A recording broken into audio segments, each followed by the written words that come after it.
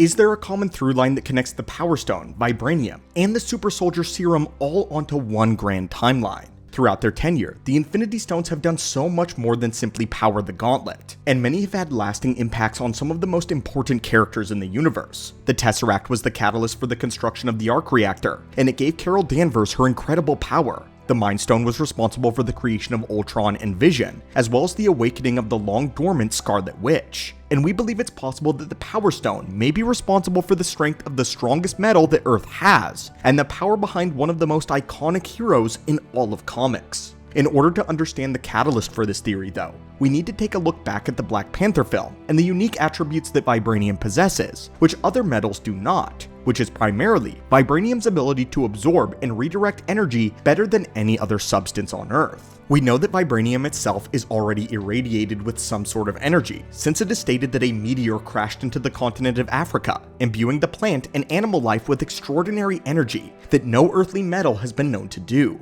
This meteor gave energy to the plant known as the heart-shaped herb, which is tinted with a distinct purple color, and has given the dynasty of Black Panthers their powers for generations. This purple tint is also one of the defining physical characteristics of raw, unrefined vibranium ore, located in the heart of Wakanda. But in order to connect this meteor with the Power Stone, we must look back at the Guardians of the Galaxy Volume 1. When the Collector tells the Guardians the history of the Infinity Stones, he shows Peter Quill and the team a holographic record of a celestial by the name of Eon the Searcher. In the recording, Eon uses the might of the Power Stone to decimate an entire civilization, destroying an entire planet and the entirety of its population in a single blow. What's interesting about this though, is that we can see that the planet afterwards is infected with a distinct purple energy that bleeds into the core of the world and annihilates it from the inside out. Is it possible that one of the fragments of this planet made its way to Earth and landed in the nation that would later come to be known as Wakanda? If this theory is true, then this would mean that the vibranium meteor was actually a remnant of either this planet or another planet that Eon destroyed in this manner, since it's implied that this is not the only time that the Power Stone has been responsible for the destruction of an entire world. If this is the case, then the energy of the Power Stone that was charged into the meteor could have affected the wildlife, and could have given them the unique physiology-altering characteristics of the heart-shaped herb to the people of Wakanda. This could also explain the concussive blast that the Black Panther suit is able to put out by absorbing and then releasing kinetic energy. This energy produced closely resembles the power output of the Power Stone in the form of various energy beams and blasts, and it's highly possible that this is because of the unique properties of this gem. But we believe that this comes down to more than just the physical look of the gem and the vibranium ore. Yes, the energy signature resembles the Power Stone, but the properties of the stone are described in the same way, and is defined by its ability to store and channel energy whenever the wielder wishes. This is exactly what the Power Stone does, and so its properties may have been carried over to vibranium and the heart-shaped herb. Going even further, is it possible that the Power Stone also gives incredible strength and durability to Steve Rogers during World War II? And is the Power Stone the source of the Super Soldier Serum? For this, let's take a deep dive into the history of the Super Soldier Serum, a notoriously difficult formula to recreate, having first been introduced in 2011's Captain America: The First Avenger. It is explained in that film that Professor Abraham Erskine gave an incomplete dose to Johann Schmidt, otherwise known as the Red Skull, before escaping Nazi Germany and joining the SSR alongside Howard Stark, Peggy Carter, and the Allied forces. After receiving treatment, Steve Rogers explores options to construct a new shield,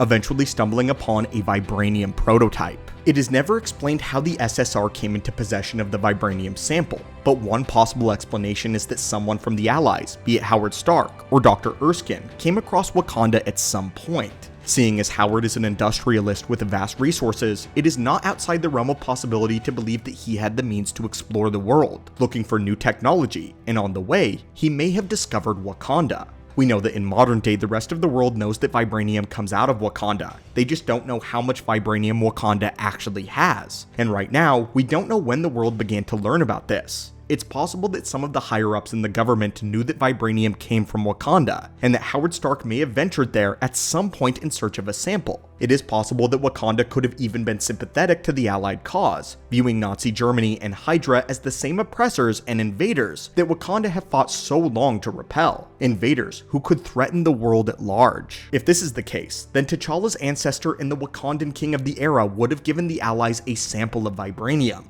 But what if vibranium was not the only thing that the Allies got from Wakanda? What if, be it by theft or gift, Erskine somehow got his hands on one of the heart-shaped herbs, which proved to be the final compound needed to complete his experimental super soldier formula? There is almost no way that the reigning king would have willingly given a sample of the heart-shaped herb to any outsider, but we also know that even Wakandan technology wasn't nearly as advanced back in the day. While this could have easily stopped Erskine from taking an actual herb, we do know that the meteor affected all wildlife in the area. They also probably did not have the same camouflage that they do in the present day, so if the mitigating circumstances of World War II led to the Wakandan king welcoming in 2 outside guests, then Erskine may have figured out a way to study the heart-shaped herb. This could explain why the super soldier formula is so difficult to replicate, seeing as it quite literally contained an alien element unknown to the vast majority of even the most brilliant scientists. Captain America's powers closely resemble that of Black Panther, with increased strength, speed, and agility, and interestingly enough, whenever Captain America and Black Panther are fighting alongside or against one another, neither seems to have a clear advantage over the other.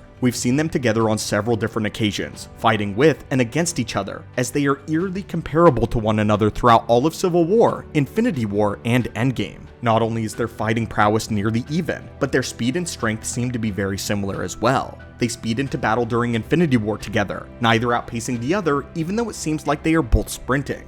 They leap to similar heights in the same scene, and generally seem to be relatively evenly matched during the airport fight in Civil War. It is also important to remember that Captain America was saturated with Vita rays in order to achieve the full effect of the serum, indicating that the serum has energy-absorbing qualities just like vibranium does. Energy-absorbing qualities that are very similar to that of vibranium, and potentially even the Power Stone. This is also why Bruce Banner experimented on himself with a combination of the serum and gamma radiation. Banner knew that energy absorption was a vital aspect of recreating the super soldier serum, but this formula was not compatible and was not able to absorb the energy correctly. The gamma radiation that he used then mutated him and awakened the creature that would later become known as the Incredible Hulk. Energy absorption is vital for the creation of a successful super soldier, and these energy absorbing qualities may be attributed to the Power Stone and the heart-shaped herb. Is it possible that this is because their powers both come from the same source, that being the heart-shaped herb and consequently the Power Stone?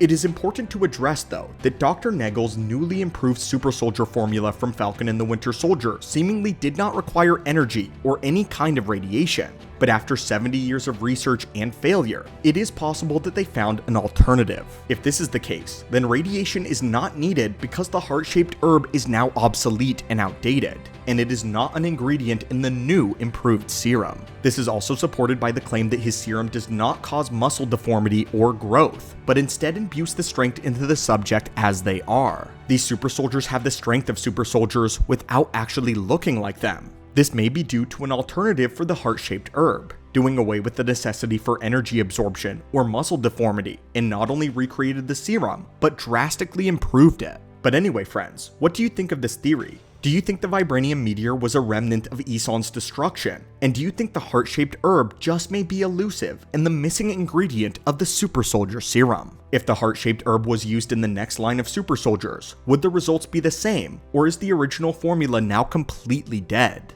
As always, my friends, thank you so much for watching. Hulk smash that subscribe button for more Marvel lore and theories, and have a phenomenal day.